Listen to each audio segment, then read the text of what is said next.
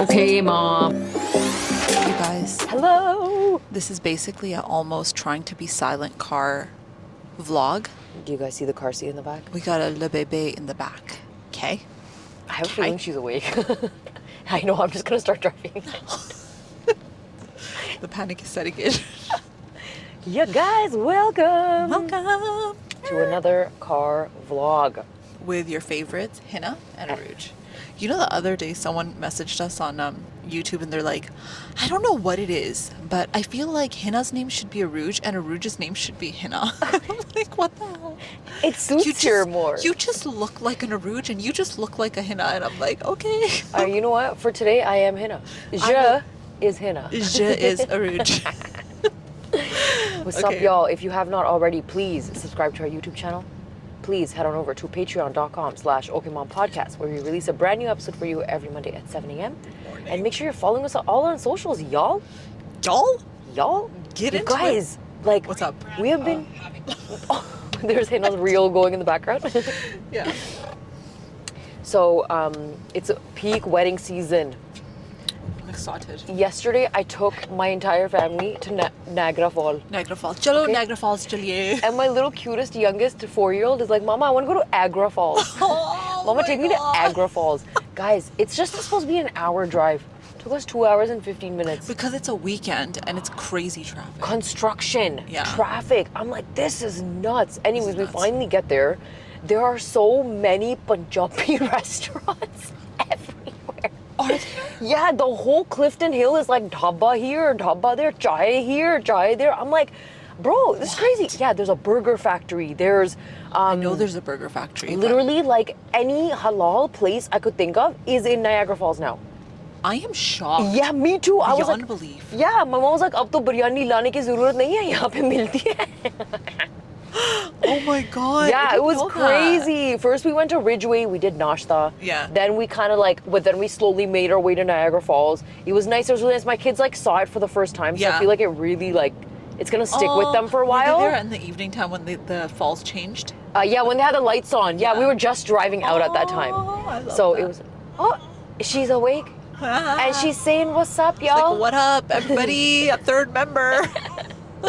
So anyways, we had a great time. It was amazing, but I'm exhausted. And then obviously my brothers and my cousins, they all went to Ridgeway till 2 a.m. I did not go. Oh I my was, God. I was done, okay? I was like, main khalas, okay?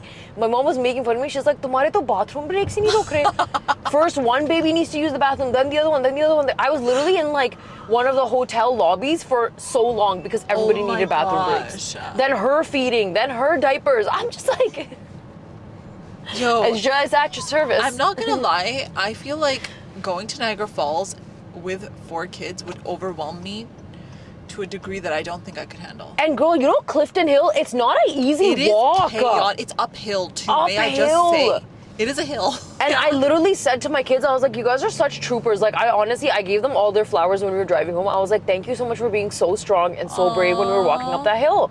Because I was exhausted. Imagine them, they're like 3-4 years old. I know. It's like a lot of things happening too. It's like overstimulation. Yeah, and they kept There's saying, so they're like, much Mama, going on." why is everything a haunted house here?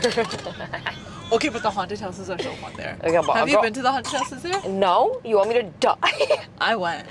My cousins came from Europe and I went. Did you go to the big one where you had to sign a waiver? Uh-huh. No, you did not, Yes, I did. Hina. Yes, I did. And let me tell you, from one dirtbog to the next, I don't know who the hell I thought I was.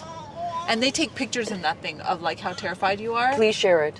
This Share- is ages ago. This is a long time ago. Somebody Guys, find I was it. on the flow. Okay, like at one point I was on the flow. Like I was like, ah. Girl, so my sister went years ago. This is like Your wait- sister. What the So hell? my sister actually has like a heart of steel. Like she doesn't get, because she loved horror movies growing up. What? Yeah. She always wanted to watch like all the horror movies. She went to this haunted house and I didn't go. I was like, Manny, Jari, y'all can go. And let me tell you, she literally was like, when you saw her picture, she was like this. And my cousins were like, they have never experienced so much fear in their entire No, life. it's genuinely scary. And my sister told me that there's like a tunnel that's supposed to be like, It feels like the walls are closing in on you or something. I don't even remember, but all I remember is that people would come at you. Scary. Like they would come at you. Girl, I don't know how you did that. I don't know who I thought I was. I would never do that now.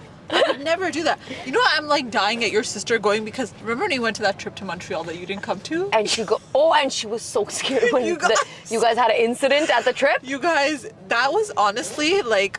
And she was crying. It was a weird trip because what happened was one of my friends was getting married. One of our friends was getting married, and she's like, "Let's go to Montreal." So I drove to Montreal, girl. I think I was like 3 months pregnant with my daughter. Did anybody know you were pregnant? Everybody knew. I was gonna be like, bro. Everybody knew I was pregnant. And so we're driving, and it's like 5 of us, and we're driving. In the dead of winter, by the way. Dead of winter. I had no winter tires, okay? So we're driving. Obviously, we didn't check the weather because I'm just a girl, okay? We go there. We have a great time. Honestly, the trip was so much fun. Yeah. On the way back, we did not realize that there was a massive snowstorm. I'm talking massive, the likes of which none have seen, okay? And we're driving back. First of all, one of my friends was driving my car. I'm sitting on the passenger side, and all of a sudden our car slips. Girl, don't tell me these things. The car slips. It does like a complete, like, it goes from straight to like this way. And she's panicking. Then I'm like, okay, let me drive. So I'm driving, and it was so bad. The roads were so bad. The conditions were so icy that every time you would go under a bridge, the car would go like this. Girl. Every single time. So then at one point, okay, she's calling her husband like, oh my God, what do we do? Save us, okay? And we ended up stopping in this like really tiny town that I don't even remember what it was called. Okay. It was some ghetto ass town. Okay? Guys, there was no hotel. We had to stay at someone's like bed and breakfast. Say wallahi. Wallahi. Okay, I was like, deadass, I'm like, I've never done this before. And it was so run down. Okay, so like we're at this man's bed and breakfast. Okay, and there's no one else there. Okay, there's no one else there. We are there. We get there, and it's just like, oh my God, we should have been home today. Like, oh my God, we couldn't. We had to we had to get off because otherwise we could have died. Girl. And you can't drive in those conditions. You cannot drive. There were trucks that had fallen over onto the side, on like the side bank of the highways. That's how bad it was. Like, it was so bad. So anyway, we're sitting there and we're like, all right, we're just gonna order some pizza. And then we're bringing all our stuff in, right? And then we come into the room and your sister is just full blown panicking. Yeah. Honestly, I don't even blame her because it was scary, okay? It was scary. She was crying a lot. She was crying, and then I think we have a video. You have a video of her crying and she's like, I'm cute. Okay. She's so cute because she has these like 2 pom-pom hats right here. And she's like wiping tears. And then she's like, I need to call Papa G. Oh my God, of course she does. Of course she does. And then we are like, she's having a full-blown like moment. And then after that we showed her the video and all of us were dying. Okay, so anyway, we're scared because like no one else is in the house. Okay? And it's like an old man that runs the house. Bro, this is Texas Chainsaw Massacre. Girl. I swear. So then I'm like, okay, it's fine. We gotta just go to sleep. Okay. So we're laying down. It's me and one of our friends who's the one that's gonna get married. So I'm like, gotta save that girl because she's gonna get married. Okay, we've lived our lives. So we're like laying down, and then we're like 5 a.m. Our asses are out. Yeah. We don't care. Okay. Yeah. We were so unequipped that we didn't even have a brush to wipe the snow off of our car. What'd you do? Gloves? We had the pizza box and we had some pizza box to wipe the snow off our cars. Guys, we wake up in the morning. We're just like dip. Yeah. It's 5 a.m. We're like dip. And then all of a sudden, the friend who's getting married, her sister's like, guys, is it okay if I like just jump into the shower real quick? We looked at her like, shut the hell up, okay? You can stank up the car. We are leaving. We're leaving. And then we left, and I just remember as soon as we entered back into the GTA, your sister's like, the six.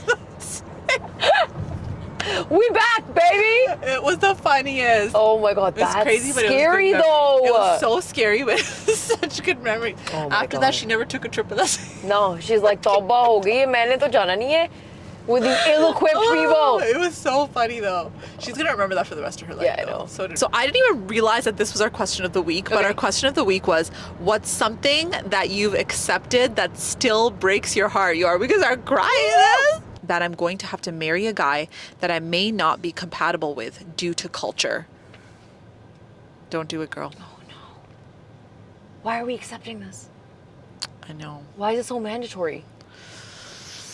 I hope you find somebody from the culture that you are compatible with, but I understand how hard it is.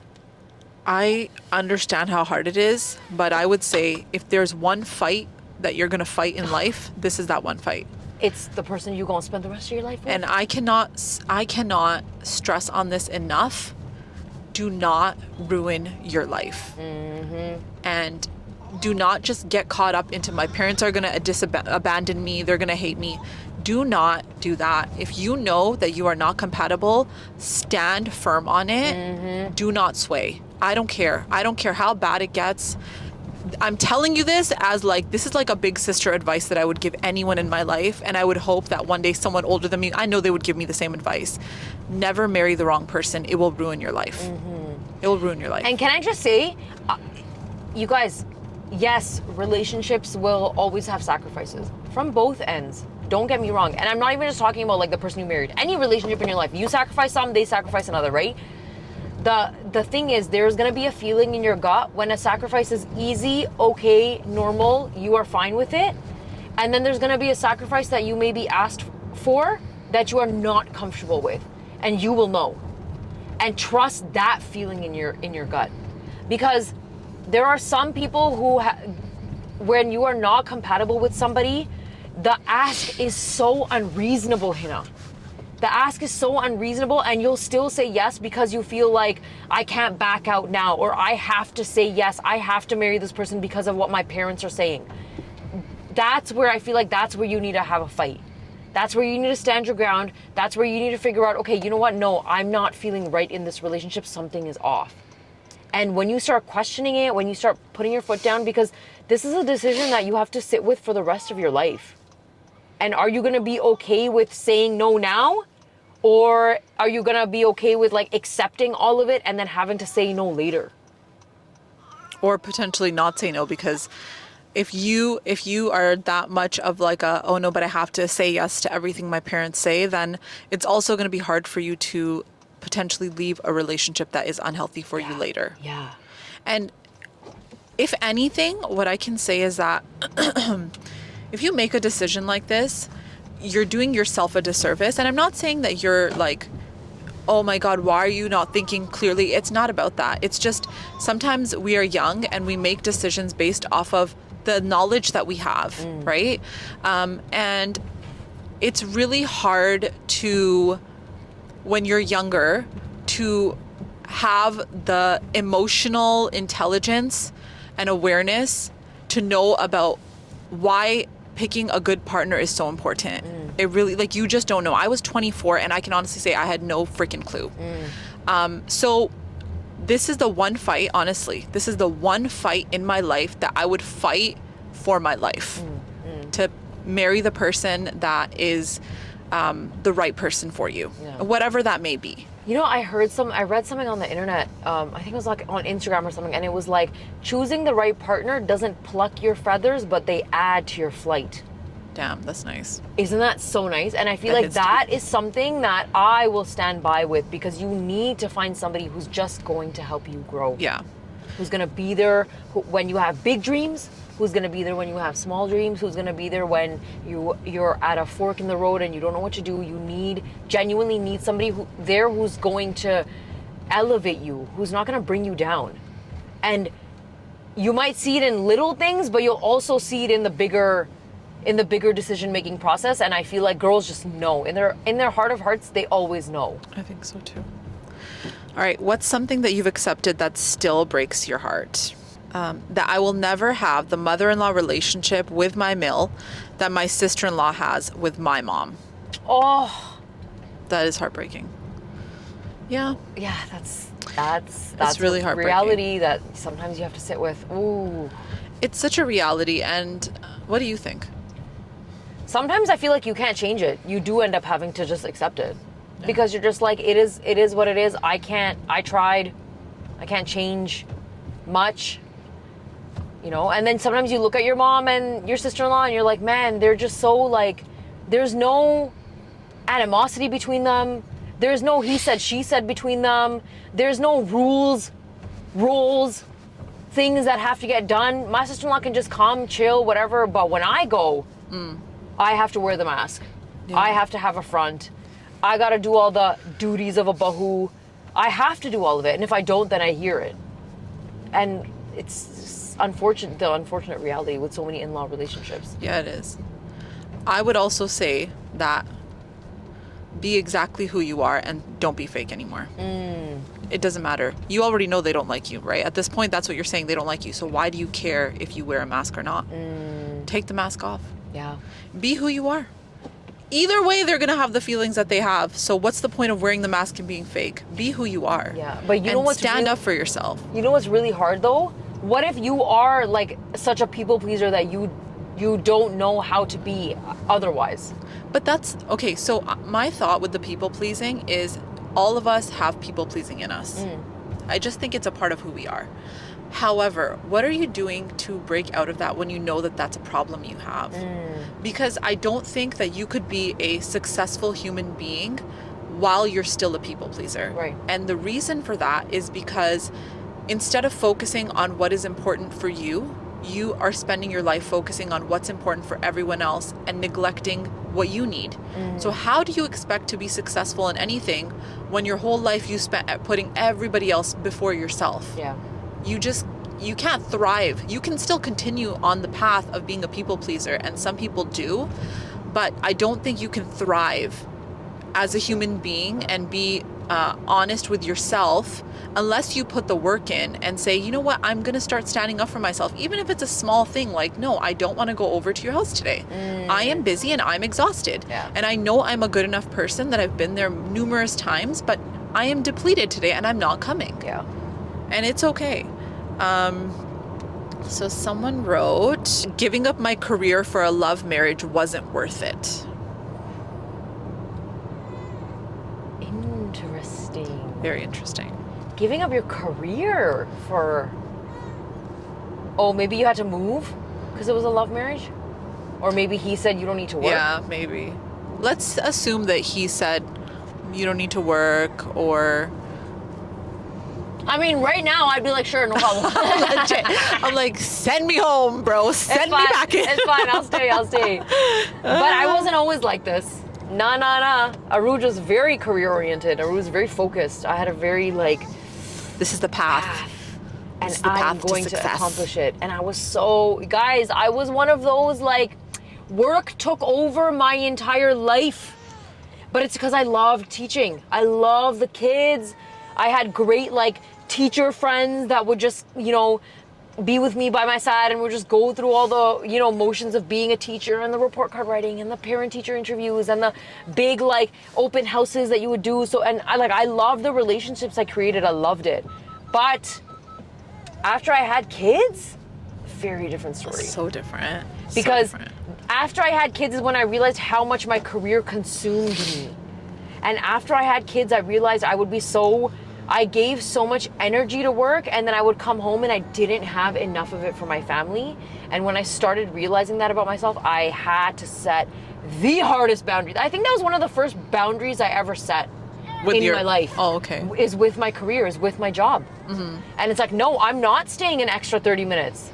No, I'm not going to pick up this extracurricular that you might need me to coach after school. You want me to do anything during the day? Fine. But after school, I'm out because I'm going to get my kids. Yeah. You know, if you gave me the option of working from home or teaching from home because it was COVID at the time, I will take the teaching from home job. I'm fine with tech. I can figure it out. But I was very firm on that. So would I have sacrificed my career for love at that time? I don't know. I might not have. I might not have done it. I think, okay, my take on it is that if there's something that you genuinely love, let's say you're in love with somebody, obviously. If you're in love with them, it shouldn't be a decision that you have to make, because if they genuinely love you, they should be okay with you pursuing whatever you want. Yeah. Unless it's something where it's like, okay, he's saying you have kids and I really want you to focus on the kids and not so much on the career, because like I'm providing for the family, and then you're like, okay, well, I put in all this work and I went to school and I did this and I did that and I don't necessarily want to let it go. And even then, it's like, it's not a decision that he gets to make for you. I Right. think it's a decision you get to make, and you get to tell him that I've put in a lot of time and effort into my education and I want to continue pursuing a career. But for myself, I personally don't think, it's not that I didn't want to pursue a career or a business. I always had my business on the side, but for me, the priority from day one was always, when I have my children, my kids, doesn't matter how much money I make, my kids will always be my number one priority. Yeah. And that's subjective to everybody. Everyone's situation is different. And I think it's also because I grew up in a family where that was the case. My Yeah. mom never worked. My aunts never worked initially. Now some of them work. And so it's different, but I don't think you should have to pick between the two, I agree. in my opinion. Yeah. But girl, younger me, if I was like 23, 24, Rouge, and Adishta came and he was like, I don't want you working, I don't think I'd say yes. Yeah, I mean, Because each I person's was different. so like Focused. gung-ho about Yeah. being, yo, feminism screwed me over, man. Feminists screwed all us, yo. What are you I was trying to so tell us like, to do? what do you mean a man's gonna come tell me that no. I was And you know what though? A lot of us, we are very much like that. Like, we have developed. like, don't tell me what to do. Yeah, we've developed these masculine traits. Like, he's like, I got this, bro. I can pay for everything myself. And I'm just like, I don't want to pay for everything myself. Yeah. Oh my God, I hope they're okay. Yeah. I had to make room for the paramedic. Always trips me out. Okay, Yo, someone did you said- ever have to call a paramedic? Yes, I did. Sorry, that's a side It's tangent. It's it not was an easy it task. was a very traumatic Oh experience. my gosh. And it's not just a one time. It has been many times. And it was really bad. It was really bad. Oh my gosh. Yeah. Okay, so someone said, oh, you're going to relate to this. Okay, go. Childhood will never come back. Staying with your parents and siblings is a blessing. It really is. The I miss it. The way. I miss it. The way. I miss my siblings and I miss my parents. If y'all are watching, Okay, this this is my message to you. if I can throw in a little bit of honesty here. Yeah. So I am very close to my siblings. Like, we are like, okay. But when I was younger, I feel like my relationship with my siblings was kind of different. And I don't think that we were that close.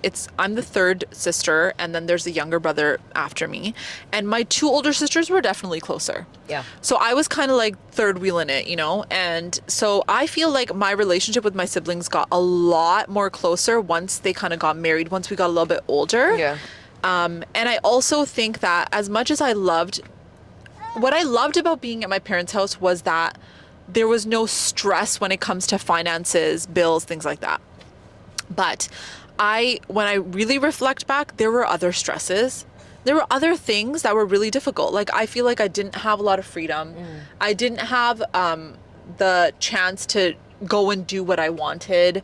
So there were some restrictions that were really hard, and it felt like I was having like claustrophobia at times because it was a very overprotective atmosphere. Right. But I have so much love and respect for my family and my siblings. They're wonderful people. It's just, I do reflect back, and I feel like I can look at it with a balanced perspective of, yeah, it was good, bro, but like, being alone is nice. Yeah. You know what it is? I feel like I loved being in my parents' home, and I loved hanging out with my siblings. Yeah. Always. But if I'm being real, I think I'm just such a hyper independent individual that I absolutely love my space. Yeah, same. That's just what it is. And as much as I think what I miss about my childhood is a bit of the carefreeness and all the responsibility doesn't have to fall on me all the time. I miss that. But I feel like as an adult, like, the responsibility is going to fall on you anyways. Yeah. So I think there's a little bit of that. I just miss like the laughs. Yeah. The like, yo, let's get up and just go and do something. Let's just go to Ridgeway at 2 a.m. Let's, obviously like Ridgeway didn't exist at the time. Yeah. But other things existed. Yeah. right? Like randomly we'd be like, yo, we're going to Lahortik house. Get in the car. And we would just all go and eat. And have like golgappe from Gerard and like the uncle across from the Hortic house who makes those tandoori chicken legs. Yeah. Bro, they're so good. So like we used to do a lot of stuff like that. Let's go for a drive, go to Tim's, whatever. So like I miss a lot of that carefreeness. Yeah. But there were a lot of things I wasn't allowed to do either, Yeah. right? And then I think when you're in that space, you are like, oh my gosh, I'm in such a strict family and I want to do all these things. And then when you grow older and you have the freedom to do it, you don't want to do it anymore. Because life changes, right? Life changes. Responsibilities happen. And, but I also think like, I guess it's just the way that it is. You're always going to have things that, oh, I wish it could have been like this. I wish it could have been like this. But a part of me is also at a point where it's like, you just got to give people grace too. Like they tried their best. You tried your best. Made the decisions for the best decision you could make for the time. Yes, exactly. You know? So there's that. Okay, so what's You guys want to know something? So I'm going to be so honest right now in this episode. So there was something that gave me a lot of heartbreak. Yeah. Right after I gave birth. And I was sitting with it and I was going to accept it. Mm-hmm. It was my weight gain. Okay. And after I gave birth to my daughter, I was like, oh my God, I can't handle it. Like, I have 4 kids now. It's a lot. And I was just like stress eating. Mm-hmm. And I noticed that stress eating is like what I do. When I am under stress, I end up just eating and junking and snacking and whatever. And I just want to have like stuff from outside and whatever. And I remember one night, you know what it is? You and me went to like an event. Okay. And I think you had told me, you were like, oh, let's wear like shalwar kameez. Remember when you wore the yellow outfit and then I wore the scarf and then I messaged you back and I was just like, hey, I'm just not comfortable. Oh, and I'm gonna just wear like something that I'm comfortable in. It was that night. Oh my God. And I still remember because I was driving home and I was like, you know what? I'm just gonna be okay with like the weight that I'm at right now. It's fine. Or we're just like, come on, give your body grace. You had 4 kids. Yeah. What's that? You guys, tell me how the next morning I was like, no. Oh. No. Because I just couldn't accept it. I was like, no, Aruj, this is not healthy for you. This lifestyle is not something you can maintain. Yeah. It's expensive to be eating out all the time. You have 4 kids. You gotta, it wasn't even about like, I didn't really want to be the weight that I was at. I also didn't want to be how unhealthy I was. Mm-hmm, mm-hmm. Girl, I was eating out a lot after I gave birth. Like, I don't think people knew. Yeah. And like the amount of sugar I was consuming because it was just making me feel better in the moment. Yeah. And then I was like, no, I'm not doing it. I need to get more fit. I need to be able to like carry her car seat around. I need to be able to move, run after my kids. They want to play baseball with me outside. Like, Aruj, you cannot be out of breath. Like, you just can't. And literally the next day is when I was like, no, I'm not going to accept it. And I changed my entire lifestyle from like A to Z. Wow. And like within overnight, because I was like, no, I'm not sitting with it anymore. And I knew that age is not on my side anymore. That's the other thing, You can't lose weight the way you lost weight in your 20s. It is so hard, guys. It requires a different level of discipline. And I know so many people have commented and said to me too, like a lot of aunties I know, they'd be like, oh, well, you lose it all the time. It just melts off of you. It just melts. I'm like, no, it doesn't. But that's all you see because you haven't seen me in like 3 months. Yeah. And it may look like it comes off on me really, but you also don't need to see like how strict I am in terms of what I'm consuming and how I'm walking and the 12K steps I do in the day and how I make sure I'm out. Like, nobody sees that. Only I know that. Yeah, exactly. Right? But girl, that was a reality I was not going to sit with. I think the weight gain after having a baby, oh my God. You know how hard it is, especially when you are not used to being a certain weight? Yeah. And then to like know that, okay, none of my clothes fit, this doesn't fit, this doesn't fit, this doesn't fit. And then you're online and you're seeing all these girls bounce back so fast. Yeah. And you're so hard on yourself because all you keep thinking is, what the hell? Like, I know I'm supposed to be so happy, but I'm also low kind of depressed. Yes. Because A, the hormones, but B, I just want to at least feel like myself. I want to feel pretty and beautiful, and I'm not feeling that way right now. And you know, it's also the way that your relationship is too, because it's just different. Mm-hmm. And you're not as, you know, you don't get the opportunity to go on date nights and do all of these things because now you have your baby and you're taking care of your baby, and that's priority. It changes. Oh my God. There's so many changes that women go through, honestly. And I feel like I never, with any of my pregnancies, real talk, I never really noticed my weight gain until after I gave birth. Of course. Because in the beginning, you're like, oh, I have a belly. It's cute. I have a belly. And then when the baby's not in your belly anymore and you're looking at yourself and you're like, why does it look like I still have a belly? I know. That's what it was for me. And like, and it's also the stretch marks. It's also just like the way your body looks. Like, it's not as firm as it used to be. 100%. And you have like saggy skin. Your bras don't fit properly. I'm like, I don't want to go and buy new ones. No, like, Why And like doesn't it the fit me nursing bras anymore? have the shittiest support of life. Oh my gosh! Don't even get me started on those. Oh my god, it's so irritating. And it's like I'm trying to be a baddie, okay? I'm trying to be a postpartum baddie, but like it's not happening. It is not happening. Oh man, it's the craziest roller coaster. Yeah, it One really reality that I was like, nah, I'm not gonna do it. I'm Not gonna get. me. And you guys, the way like it was little things like I would climb up my stairs, Hina, and I was out of breath. But And I you was know like, what? I can't do this to myself.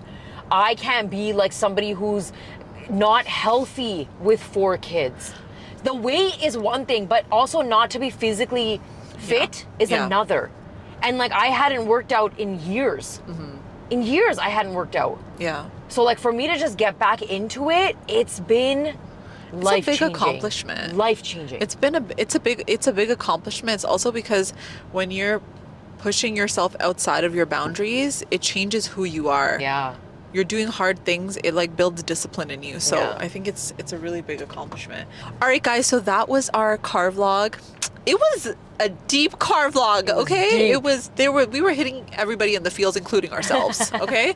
Anyway, thank you guys so much for subscribing to our channel. If you haven't already done so, please subscribe to our Patreon. We share an extra episode every Monday at 7 a.m. And let me tell you guys something about Patreon. We are definitely a lot more candid. Well, we say a lot of things on Patreon. Yeah, we do.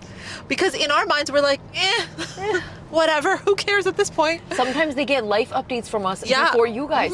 And Patreon gets a couple more extra car vlogs, okay? No offense. We love the YouTubers too, guys. We love you guys.